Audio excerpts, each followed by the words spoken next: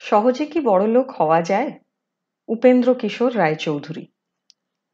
ছেলেবেলায় একটু একটু একগুঁয়েমো প্রায় সকলেরই থাকে। আমার কথা শুনিয়া কেহ চটিবেন না, চটিলেও বড় একটা অসুবিধা বোধ করিব না। অনেকের অভ্যাস আছে, তাহারা খাঁটি কথা শুনিলে বিরক্ত হয়, কিন্তু কাহাকেও বিরক্ত করা আমার উদ্দেশ্য নহে। আমার নিজের দশা দেখিয়াই আমি উপরের কথাগুলিতে বিশ্বাস স্থাপন করিয়াছি। ছেলে মানুষের একটা রোগ আছে, অনেক কাজ তাহারা আপনা আপনি করিয়া অন্য লোককে বিরক্ত করে। আবার যদি কেহ সেই কাজ তাহাদিগকে করিতে বলিল, অমনি সেই কাজের মিষ্টত্বটুকু তাহাদের নিকট হইতে চলিয়া যায়। দাদা প্রথম বই পড়িতে শিখিয়াছে, তার বইয়ে সুন্দর সুন্দর ছবি। পড়িবার সময় দাদা বই খুঁজিয়া পাইত না। আমার চোখ পড়িলেই আমি বইখানা হস্তে করিয়া কেহ খুঁজিয়া না পায় এমন কোনো জায়গায় যাইয়া বসিতাম। শেষে একদিন শুনিলাম এই বইখানা আমারও পড়িতে হইবে। আমার আনন্দের সীমা রহিল না। তখনই দৌড়িয়া যাইয়া সঙ্গীদের সকলকে খবরটা দিয়া আসিলাম। পরদিন মাস্টার আসিলেই বই হাতে করিয়া হাজির। মনে করিলাম প্রথম ছবিটার কথা আজ হইবে। মাস্টার প্রথম ছবির পাতে একটু আসিলেনও না। ছবি শূন্য একটা পাতা উল্টাইয়া এ বি সি ডি করিয়া কি বলিতে লাগিলেন। তখন হইতে আর সেই বই আমার ভালো লাগিল না।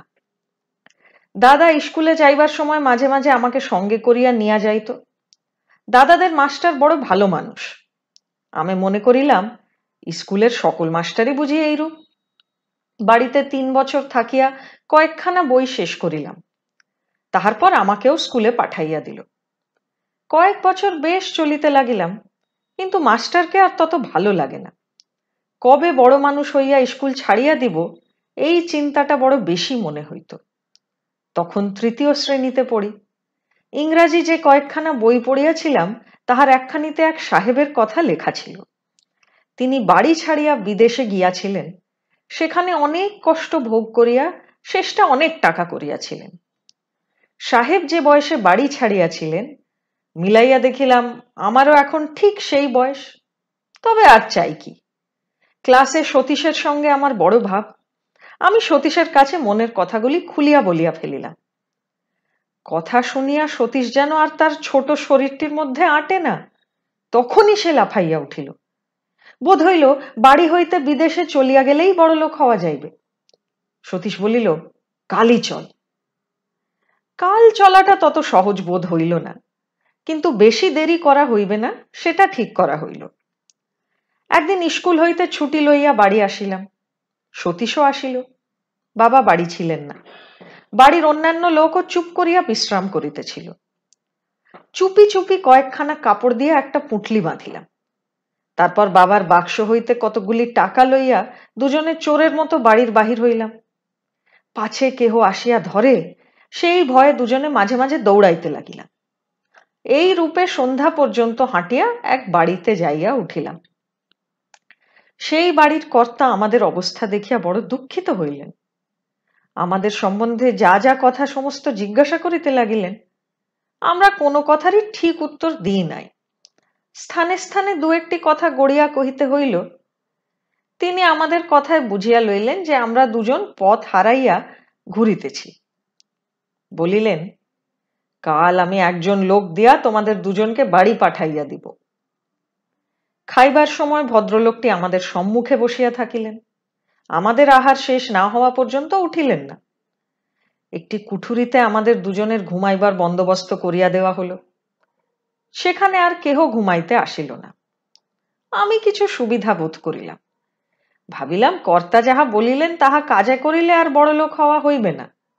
সুতরাং কেহ জাগিবার পূর্বে কর্তাকে ধন্যবাদ না দিয়া চলিয়া যাওয়া ঠিক হইল।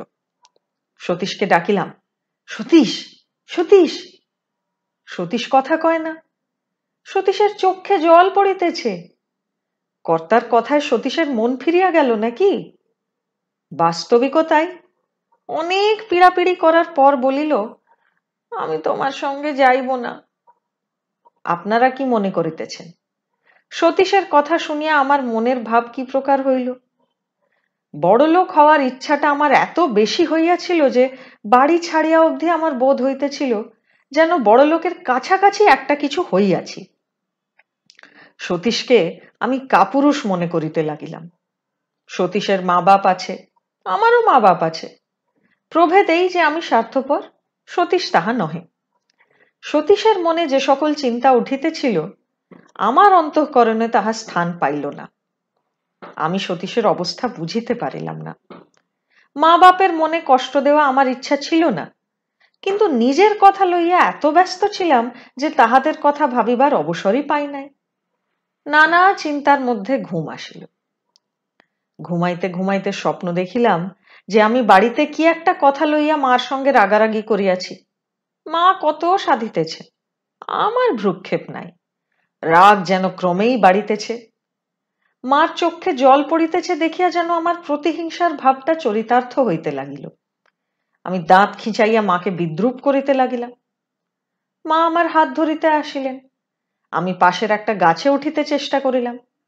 হঠাৎ পা পিছলাইয়া পড়িয়া যাইতেছিলাম, এমন সময় আমার ঘুম ভাঙিয়া গেল। স্বপ্নের কথা ভাবিয়া চক্ষে দুফোঁটা জল আসিল, কিন্তু আবার সেই বড়লোক হওয়ার কথা। সতীশের মন ফিরিয়া গিয়াছে। সতীশ জাগিয়া আর যাইতে চাহিবে না, হয়তো আমারও যাওয়া হইবে না। রাত হয়তো আর বেশি নাই, এই বেলা সতীশকে না বলিয়া যাওয়াই ভালো। আমি আস্তে আস্তে উঠিলাম, আমার কাপড় আর টাকাগুলি লইয়া বাহির হইলাম।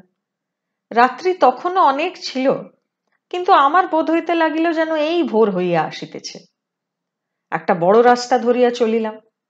অনেকক্ষণ হাঁটিলাম, কিন্তু রাত ফুরায় না। রাস্তাটা একটা বড় নদীর ধারে যাইয়া শেষ হইয়াছে। আমিও সেইখানে যাইয়া থামিলাম। তারপর যাই কোথা? রাস্তাটা নিশ্চয় ওপারে যাইয়া আবার চলিয়াছে, কিন্তু ওপারে যাই কেমন করিয়া? এতক্ষণ রাত ফুরাইল না, হয়তো আরো অনেক দেরি। ঘাটে একখানি নৌকা বাঁধা ছিল, নৌকার ছই নাই। একজন লোককে অনায়াসে ওরূপ নৌকা অনেকবার চালাইতে দেখিয়াছি। আমার বোধ হইতে লাগিল আমিও পারি। নৌকায় উঠিতে বিলম্ব হইল না। যে লগিটিতে নৌকা বাঁধা ছিল তাহা তুলিয়া লইলাম। ডাঙায় ভর করিয়া ঠেলিয়া নৌকা জলে ভাসাইয়া দিলাম। জলের গায়ে এত জোর আগে ভাবি নাই। শোঁ শোঁ করিয়া নৌকার গায়ে জল বাঁধিতে লাগিল। নৌকাখানা ঘুরিয়া গেল। হঠাৎ ঘুরিবার সময় তাড়াতাড়ি লগিটি ছাড়িয়া দিলাম। নৌকা ঘুরিয়া ঘুরিয়া ডাঙ্গা হইতে অনেক দূরে যাইয়া পড়িল। স্রোতে ভয়ানক বেগের সহিত ভাসিয়া যাইতে লাগিল। আমি কিছুকাল হতবুদ্ধি হইয়া থাকিলাম। বিপদের পরিমাণটা প্রথম তত বুঝি নাই, শেষে কিছু কিছু করিয়া হুঁশ হইতে লাগিল। মাথা ঘুরিয়া গেল, দুহাতে চোখ ঢাকিয়া বসিয়া পড়িলাম। ঢেউগুলি তড়াক তড়াক করিয়া নৌকাখানিকে দোলাইতে লাগিল। তখন মায়ের সেই মুখখানি মনে হইল। কেন বাড়ি ছাড়িয়া আসিলাম? সেই অন্ধকার রাত্রি, ভয়ানক নদী, আর বাড়ির ছোট কুঠুরিটি, সেই কোমল সুন্দর বিছানাটি মনে হইল। দুই চক্ষে জল পড়িতে লাগিল। সেই আঁধারে পড়িয়া মা মা বলিয়া কাঁদিতে লাগিলাম। কেন সতীশের সঙ্গে গেলাম না? তাহাকে কেন ছাড়িয়া আসিলাম? এইভাবে কতক্ষণ ছিলাম বলিতে পারি না। হঠাৎ নৌকাখানি একদিকে যাইয়া ঠেকিল। চমকিয়া দেখিলাম কতকগুলি বড় বড় নৌকা, তাহারই একটাতে আমার নৌকা ঠেকিয়াছে। আমি সেই মুহূর্তের জন্য আশ্বস্ত হইলাম, কিন্তু তার পরক্ষণেই নৌকা হইতে কতকগুলি কালো অর্ধ উলঙ্গ লোক বাহির হইয়া কেউ মেউ করিয়া কি বলিতে লাগিল। আমি বুঝিতে পারিলাম আমাকে গালি দিতেছে। তাহারা আমার কথা বুঝিল বলিয়া বোধ হইল না, আরো বেশি গালাগালি দিতে লাগিল। ক্রমে অন্যান্য নৌকার লোক আসিয়া গোলমালে যোগ দিল। আমার কথা শুনিয়া সকলেই এই লোকগুলিকে গালি দিতে লাগিল। একটি ভদ্রলোক সেখানে ছিলেন, তিনি দয়া করিয়া আমাকে তাহার নৌকায় লইয়া গেলেন। নিজ হাতে আমার পুঁটলিটি যত্ন সহকারে এক কোণে রাখিয়া দিলেন। তারপর আমাকে বলিলেন, আমি কা যাইতেছি, তোমার আপত্তি না থাকিলে আমার সঙ্গে যাইতে পারো, আমার বাড়িতে কোনো ক্লেশ হইবে না। আমি তাহার সঙ্গেই চলিলাম। কা ছোট একটি শহরের মতো, অনেক লোক, বড় লোকও অনেকগুলি আছেন। আমি যাহার সঙ্গে গিয়াছিলাম তাহাকে এখানে কালিদাস বাবু বলিব, তিনিও একজন বড় লোক। এইসব দেখিয়া শুনিয়া আমার পুরাতন রোগ আবার দেখা দিল। আমি ভাবিতে লাগিলাম, এখানে থাকিয়া বড়লোক হওয়া যায় কি? যায় বই কি, না হইলে ইহারা এত গাড়ি চড়ে কি করিয়া? বোধ হইল যেন কালিদাসবাবুর বাড়িতে থাকিয়া থাকিয়া হঠাৎ একদিন বড়লোক হইয়া যাইব। একদিন কালিদাসবাবু ডাকিলেন। কালিদাসবাবুর উপর প্রথম হইতেই আমার বড় শ্রদ্ধা হইয়াছিল। যখনই তিনি আমাকে ডাকিতেন তখনই একখানা সুন্দর কিছু উপহার পাইতাম। আমার বয়সের অনেকেই এখন ভালো কাজ করিতেছেন, কিন্তু আমার যেন তখনও শিশু ভাবটা যায় নাই। কালিদাসবাবুও তাহা বেশ বুঝিতেন। যাহা হোক, আমি কালিদাসবাবুর নিকট যাইয়া দাঁড়াইলাম। তিনি আমার নাম ধরিয়া বলিলেন, গিরিশ, এখানে তোমার কেমন লাগে? দিব্যি। বটে? তা এখান থেকে তোমার আর কোথাও যেতে ইচ্ছে হয় না? কোথায় যাব, এখানেই থাকবো। তা বেশ, বলিয়া কালিদাসবাবু কপাল হইতে চশমা নামাইয়া ছাপার কাগজ পড়িতে লাগিলেন। কাগজের প্রথম পাতে একটি ছবি, আমার সেই সাহেব। আমি একটু আশ্চর্য হইলাম। অনেক দিন পরে কোনো পরিচিত বন্ধুর সাক্ষাৎ পাইলে যেরূপ হয়, আমারও সেই রূপ হইল। একটি ছোট কথা আমার মুখ দিয়া বাহির হইল। আমি বলিয়া উঠিলাম, আরে! কালিদাসবাবু কাগজ নামাইয়া আমার মুখের দিকে চাহিলেন। তাহার অর্থ, ব্যাপারখানা কি? আমি বলিলাম, আগে এই ছবিতে ইনি একজন বড়লোক ছিলেন। তোমারও বড়লোক হতে ইচ্ছে হয় না? আমি ভাবিলাম, এই বুঝি। হঠাৎ প্রশ্ন খাওয়াতে থতমত খাইয়া বলিলাম, বড়লোক কি সবাই হয়? হয় বই কি, ইচ্ছে করলে তুমিও হতে পারো। আমি পারি? অবশ্যই। কাল থেকে তোমাকে স্কুলে পাঠিয়ে দেব ভেবেছি। লেখাপড়া না শিখলে বড়লোক হওয়া যায় না, তাই তোমাকে ডেকেছিলাম। কেমন? আমার বাতাসের ঘর ভাঙিয়া গেল। যার চোটে বাড়ি ছাড়া সেই আপদ। আমি কোনো কথা কহিলাম না। কালিদাসবাবু এতে সন্দেহ করেন নাই, সুতরাং কিছু বলিলেন না। এরূপ কথাবার্তা কালিদাসবাবুতে আর আমাতে অনেক দিন হইত। তিনি আমার অবস্থার কথা জিজ্ঞাসা করিতেন।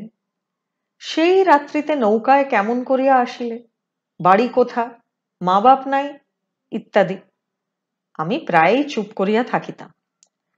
কালিদাসবাবুর ইচ্ছা ছিল সুযোগ পাইলেই আমাকে বাড়ি পাঠাইয়া দিবেন, কিন্তু এসব সম্বন্ধে কোনো খবরই আমি তাহাকে দিতে চাহিতাম না। তখন তিনি সেসব বিষয়ে ক্ষান্ত হইয়া সেখানেই আমাকে লেখাপড়া শিখাইবার মনস্থ করিলেন। স্কুলে যাইয়া অবধি আমার আর মনে শান্তি ছিল না। কয়েকদিন কোনো মতে কাটাইলাম, কিন্তু শেষটা অসহ্য হইয়া উঠিল। কালিদাসবাবুর বাড়িতে থাকা হইবে না, কিন্তু হঠাৎ যাই কোথায়? গেলেও আর এবার হাঁটিয়া যাওয়া হইবে না। কা হইতে দুখানা স্টিমার ধুতে যাতায়াত করিত। সপ্তাহে 2 দিন স্টিমার চলে, ধু যাইতে 3 দিন লাগে। হিন্দুরা এই 3 দিনের চিড়ে পুঁটলি বাঁধিয়া লইয়া জাহাজে উঠে, ভোরবেলা জাহাজ ছাড়ে। একদিন নদীর ধারে বেড়াইতে যাইয়া দেখি একখানা স্টিমার এইমাত্র ঘাটে আসিয়া থামিল। পরের দিন ভোরে চলিয়া যাইবে। হঠাৎ স্টিমারে উঠিয়া ধু চলিয়া যাইতে আমার বড় ইচ্ছা হইতে লাগিল। বাড়ি আসিয়া কেহ না দেখে এমন ভাবে আমার কাপড় চোপড় সব একত্র জড়ো করিলাম। কালিদাসবাবুর বাড়ি আসিবার কালে সঙ্গে করিয়া যে টাকা আনিয়াছিলাম, তাহার একটিও ব্যয় হয় নাই। কালিদাসবাবুও মাঝে মাঝে আমার ইচ্ছা মতো খরচ করিবার জন্য 2-1টি টাকা দিতেন। আমি সমস্তই সঞ্চয় করিতাম। শুনিয়াছিলাম বড় লোকেরা সহজে টাকা খরচ করিতে চাহে না। যাত্রার উপযোগী সকল জিনিস প্রস্তুত রাখিয়া ঘুমাইলাম। মনে একটা চিন্তা থাকিলে সহজে ঘুম হয় না, ঘুম হইলেও শীঘ্রই ভাঙিয়া যায়। আমারও তাই হলো। বড় কামরার ঘড়িতে 4টা বাজিল, আমি অমনি উঠিলাম। সঙ্গে পুঁটুলিটি, পুঁটুলিতে কয়েকখানা কাপড়, একজোড়া চটি জুতো, নগদ কিছু টাকা, কালিদাসবাবু মাঝে মাঝে যে উপহার দিতেন সেগুলি, কয়েকখানা ছবি, একটা বড় ছুরি আর আমার স্কুলের পুস্তকগুলি। পুস্তকগুলি কেন সঙ্গে লইলাম ঠিক বলিতে পারি না, তবে কালিদাসবাবু বলিয়াছিলেন লেখাপড়া না শিখলে বড়লোক হওয়া যায় না। তাহাতেই মনে কেমন একটা ভয় রহিয়া গিয়াছিল। এই রূপ সাজসজ্জা করিয়া, ছাতাটি হাতে করিয়া বিছানার চাদরখানা পুঁটুলির উপর জড়াইয়া আস্তে বাহির হইলাম। স্টিমার ঘাটে আসিতে অধিকক্ষণ লাগিল না। সেখানেই মুদির দোকান আছে। সেই দোকান হইতে ছিঁড়ে কিনিয়া বিছানার চাদরের এক কোণে বাঁধিয়া লইয়া জাহাজের একজন লোক আমাকে একটা জায়গা দেখাইয়া দিল। আমি সেইখানে যাইয়া বসিলাম। জাহাজে বিশেষ কিছু ঘটনা হইল না, তবে সঙ্গে যে টাকা আনিয়াছিলাম তাহা প্রায় শেষ হইয়া আসিল। নিয়মিত সময় জাহাজ ধু পৌঁছিল। রামলোচন বাবু আমাদের অধিককার লোক। তিনি ধুতে থাকেন। সেখানকার একজন নামজাদা উকিল। আমি ভাবিলাম দেশের একজন লোক, তার কাছে গেলে তিনি অবশ্যই কিছু খাতির করিবেন। জাহাজ হইতে তীরে উঠিয়াই তাহার কথা জিজ্ঞাসা করিলাম। একটি ভদ্রলোক তাহার বাড়ি দেখাইয়া দিলেন। আমি আস্তে আস্তে বাড়ির একজন চাকরের মতো লোককে যাইয়া জিজ্ঞাসা করিলাম, রামলোচন বাবুর এই বাড়ি? সে লোকটা আমার কথার উত্তর দেওয়া দূরে থাকুক, আমার দিকে একবার ফিরিয়াও চাইল না। মুখ বিকৃত করিয়া একটা বড় ঘরে চলিয়া গেল। অগত্যা আমি অন্য লোকের আশ্রয় গ্রহণ করিলাম। সে যাহা বলিল তাহাতে জানিলাম আমি যাহাকে রামলোচন বাবুর চাকর মনে করিয়াছিলাম তিনি রামলোচন বাবু। তাই অত রাগ? আমি ভয়ে ভয়ে রামলোচন বাবুর ঘরের দরজায় দাঁড়াইলাম। তিনি একটা তাকিয়া ঠেস দিয়া বসিয়া রহিয়াছেন। অত কালো আমি আর দেখি নাই। মোটা বেশি নন, কিন্তু প্রায় বুকের উপর কাপড় পরেন। গোঁপগুলি সোজা সোজা, চুল অধিকাংশ পাকিয়া গিয়াছে। কানে একটা কলম, হাঁটুর উপর পর্যন্ত কাপড় টানিয়া বসিয়াছেন। উরুদেশের উপর একটা লম্বা খাতা রাখিয়া তাহাই দেখিতেছেন, আর মাঝে মাঝে কাহার উদ্দেশ্যে মুখ বাঁকাইতেছেন। তাকিয়ার একটা অংশ কলম মুছিবার স্থান বলিয়া বোধ হইল। কিছুকাল পরে দেখিলাম যে তাহা নহে, পাশে একটি মাটির দোয়াত, তাহা হইতে ঘাঁটিয়া এক কলম লইয়া খাতায় যেন কি লিখিলেন। তারপর কলমটি মাথায় চুলে ঘষিয়া কানে বসাইয়া হাতের দুটি আঙুল তাকিয়ার এই স্থানটিতে পুঁছিলেন। তার পরক্ষণেই এক হাতের কনুই তাকিয়ার উপর রাখিয়া একখানা পা আমার দিকে বাড়াইয়া ভাউ শব্দে উদ্গার করিলেন। শেষটা আমার দিকে মুখ তুলিয়া চাহিলেন। প্রথম প্রশ্ন হিন্দি ভাষায় হইল, তাহার পর বাংলা। কি চাই? আগে আমি অনেক দূর থেকে এসেছি। আমিও অনেক দূর থেকে এসেছি। আমার নিবাস সু। আমারও নিবাস সু। তারপর? মহাশয় যদি কিঞ্চিত সাহায্য। দক্ষিণ হস্তের ব্যাপার আমার কাছে নাই। হিয়াসে চলে যাও। আমি আর এক মুহূর্তও সেখানে বিলম্ব করিলাম না। কোথা যাইব ঠিক নাই, কিন্তু রামলোচন বাবুর বাড়িতে আর পদার্পণ করা হইবে না। রাস্তায় বাহির হইয়া একজনের কাছে জিজ্ঞাসা করিলাম। তিনি বলিলেন যে কোনো মুদিকে পয়সা দিলেই থাকবার জায়গা আর খেতে দেবে। মুদির দোকান খুঁজিয়া লওয়া কঠিন বোধ হইল না। দুদিন মুদির দোকানে খাইলাম, কিন্তু এরূপ ভাবে খাইলে বেশি দিন পয়সায় কুলাইবে না, এই চিন্তায় রাত্রিতে ঘুম হয় না। একদিন প্রাতঃকালে উঠিয়া মুদির পয়সা হিসাব করিয়া দিলাম। তারপর পুঁটুলিটি হাতে করিয়া বাহির হইলাম। রাস্তায় কতদূর হাঁটিয়া দেখি একটা বড় বাড়ি। এ বাড়ির কর্তা রামলোচন বাবুর মতো নাও হইতে পারেন। আস্তে আস্তে বৈঠকখানার দিকে গিয়া দেখিলাম কর্তা বসিয়া আছেন, আর ইয়ার গোছের একটা অভ্যাগত লোক তাহার সহিত কথা কহিতেছেন। আমি দাঁড়াইবা মাত্রই কর্তা জিজ্ঞাসা করিলেন, তুমি কে বাপু? আমি আমি পথিক, কষ্টে পড়েছি। ইয়ার বড় খিদে পেয়েছে বুঝি? আমি কোনো উত্তর করিলাম না। ইয়ার বাবু উত্তর দিকে আঙুল নির্দেশ করিয়া চোখ বড় করিয়া মাথা নাড়িয়া বলিতে লাগিলেন, হোটেল আছে, হোটেল। বাবুর্চি লোক দিব্যি রাঁধে, রোজ 5 টাকাতেই চলে। আমি নিরাশ হইয়া বাবুর দিকে তাকাইলাম। বাবু ইয়ারের উপর অত্যন্ত রাগ করিয়া বলিলেন, নিজের বাড়িতে একটি লোককে খেতে দিতে পারো না, আবার অন্য লোকের বাড়ি এসে চাষামো করো? আর আমার বাড়ি এসো না। বলা বাহুল্য, বাবুর উপর আমার ভক্তি, শ্রদ্ধা, ভালোবাসা, সম্মান ইত্যাদি যত হইতে পারে সব কটা জন্মিয়া গেল। বাবু আমাকে বলিলেন, তোমার অন্য কোনরূপ কষ্ট না হলে আমার বাড়িতে তোমার থাকবার জায়গা আর খাবার বন্দোবস্ত হতে পারে। আগে আমি অমনি থাকতে চাইনে, আপনার কিছু কাজ করে দেব, তার পরিবর্তে যদি কিছু খাবার দেন তাহলে ভালো হয়। উত্তম। তুমি ইংরাজি লিখতে পারো? কিছু কিছু ইংরাজি পড়েছিলাম বটে, কিন্তু ভালো লেখাপড়া জানি না। কতদূর পড়েছ? আমি বলিলাম, বেশ, তাতেই হবে। আমি বাবুর বাড়ি রহিলাম। কাজের মধ্যে এই বাবুর চিঠিপত্র সব একটা নকল করিয়া রাখিতে হয়। এখানে থাকিয়া মাঝে মাঝে বাড়ির কথা ভাবিতাম। বড়লোক হইবার জন্য কত কষ্ট পাইলাম, কিন্তু বড়লোক হইবার তো লক্ষণ দেখিতেছি না। কেবল বাড়ি হইতে চলিয়া আসিলেই কি বড়লোক হওয়া যায়?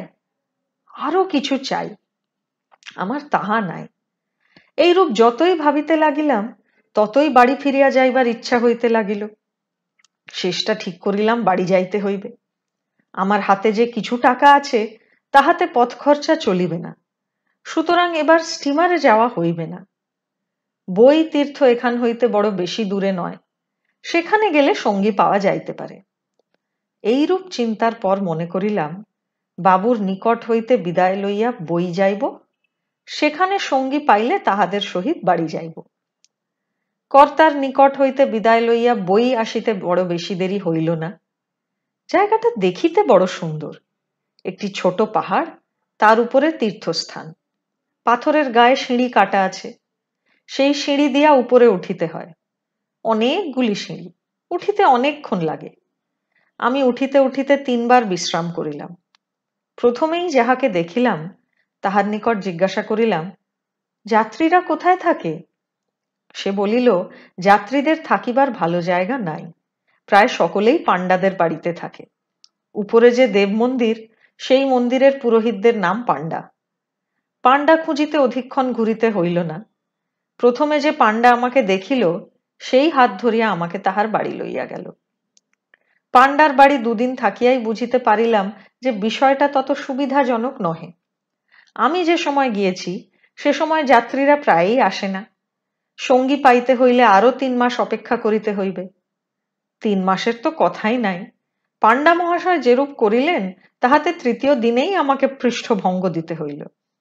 3য় দিন সকালে পাণ্ডা আসিয়া বলিলেন, দেখিবি, চল। আমি চলিলাম।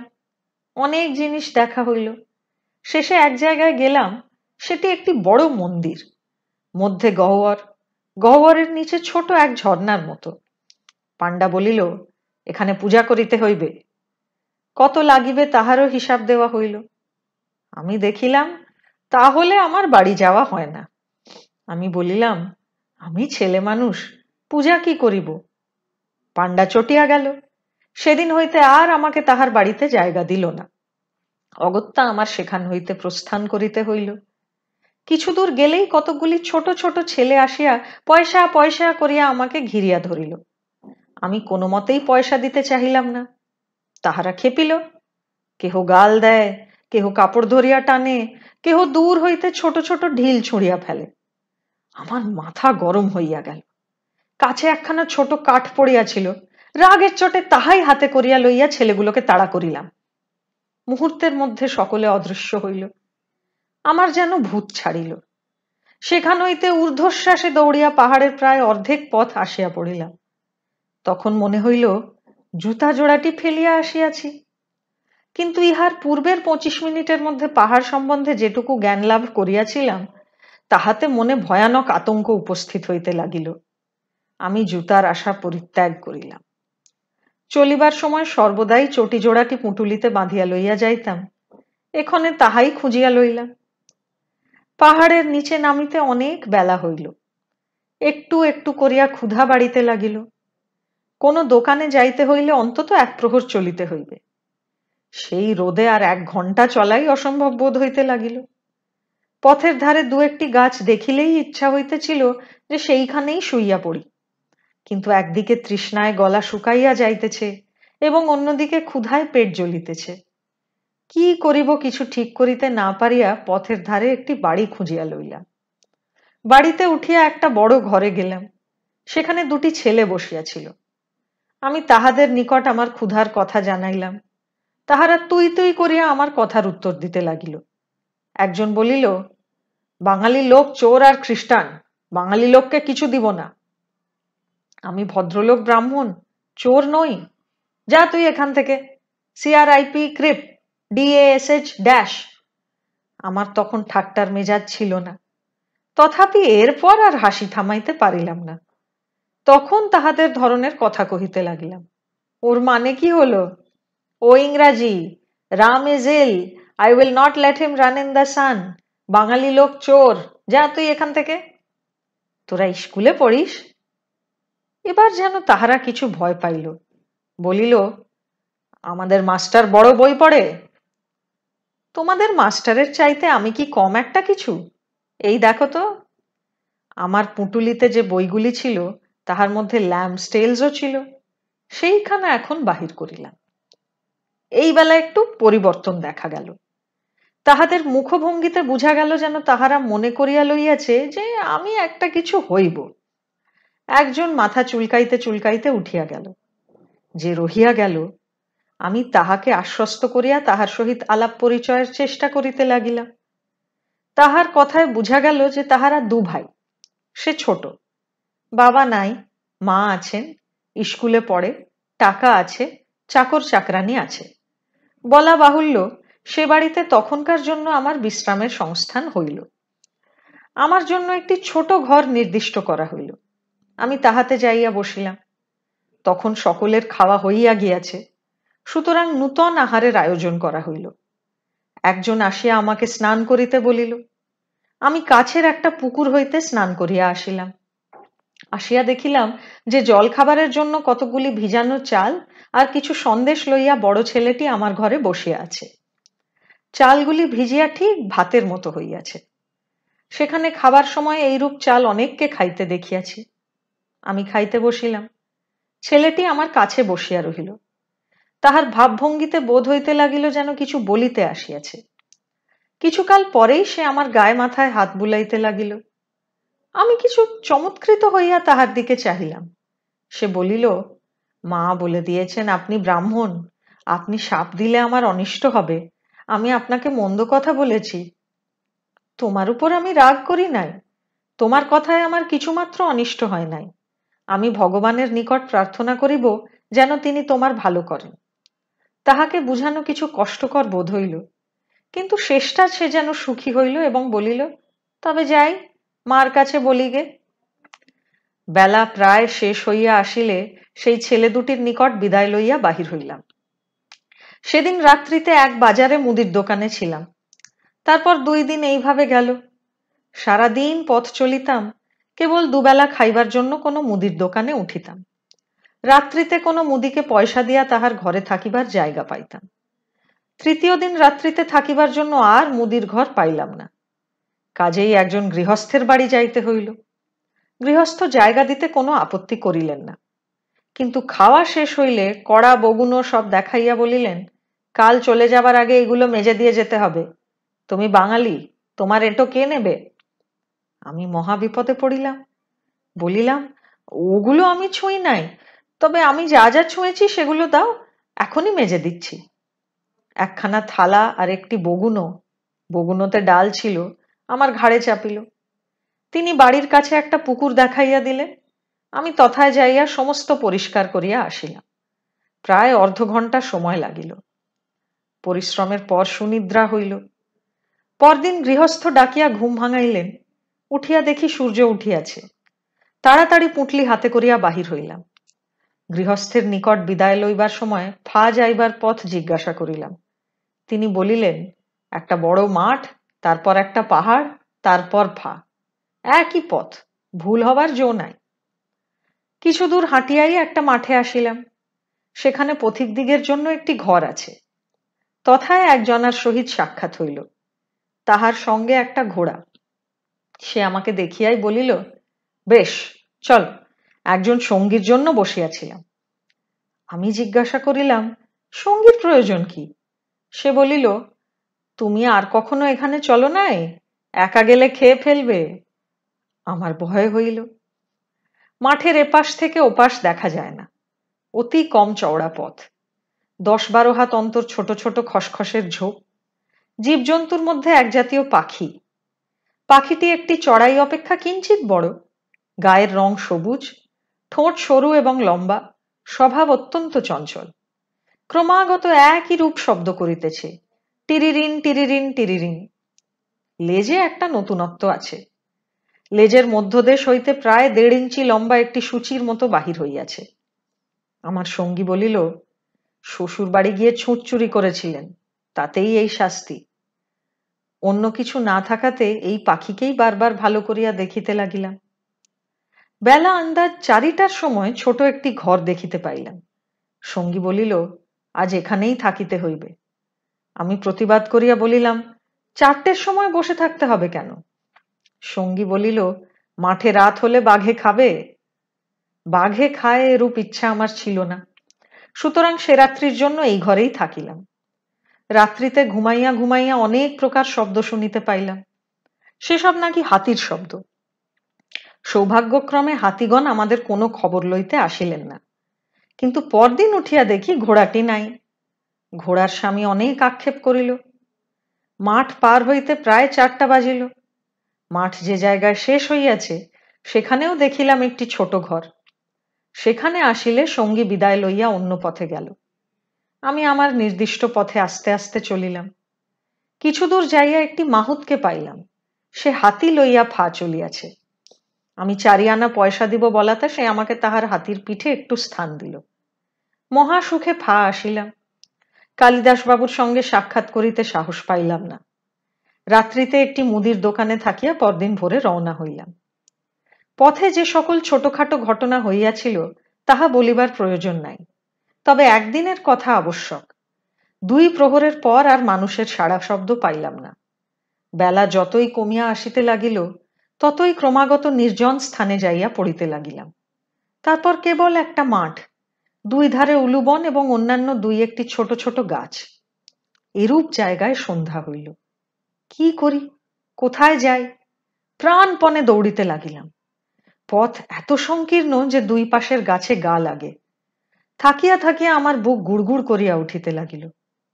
এমন সময় হঠাৎ যেন পিঠে একটা কি লাগিল। চমকিয়া ফিরিয়া দেখিলাম একজন পাহাড়ি লোক।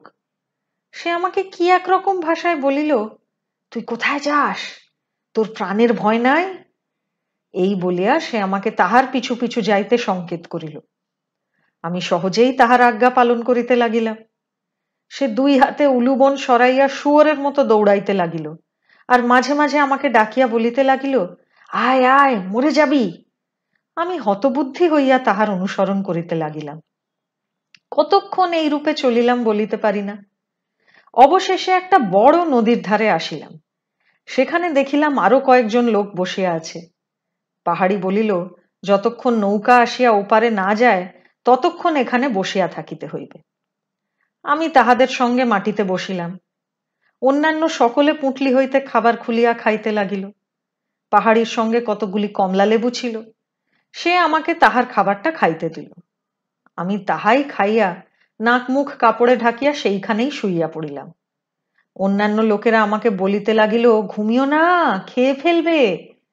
তেমন অবস্থায় এইরূপ উপদেশ বাক্যের অত্যন্ত আবশ্যক ছিল, কারণ সমস্ত দিনের পরিশ্রমে আমার গা অবশ হইয়া আসিতেছিল, এবং একটুকু পরেই অতি নিকটে ঘ্যাঁওর ঘ্যাঁওর করিয়া বাঘ ডাকিতে লাগিল। সমস্ত রাত্রি চারিপাশে দূরে নিকটে হিংস্র জন্তুর শব্দ হইতে লাগিল। সে রাত্রির কথা আমার জীবনে আর কখনো ভুলি নাই। নৌকাওয়ালা পারে বসিয়া সুখভোগ করিতেছে। সেখানে নৌকা বোঝাই না হইলে ফিরিয়া আসিবে না। সমস্ত রাত্রি আমাদের প্রাণ হাতে করিয়া সেই ভয়ানক স্থানে বসিয়া থাকিতে হইল। পরদিন নৌকা আসিলে আমরা ওপারে গেলাম। ইহার 3 দিন পরে বাড়ির কাছে বাজারে আসিলাম। সেখানে দই, চিঁড়ে, সন্দেশ ইত্যাদি যাহা কিছু মনে হইল উদরস্থ করিয়া পথকষ্টের প্রতিহিংসা বিধান করিলাম। 2টার সময় বাড়ি আসিলাম। তখন বাহির বাটিতে কেহ ছিল না। গা ভয়ানক কাঁপিতে লাগিল। শীতে অস্থির হইয়া গেলাম। আশেপাশে যে কয়খানা লেপ কাঁথা ছিল উপর্যুপরি গায়ে দিয়া বিছানায় পড়িলাম। শক্ত জ্বর হইল।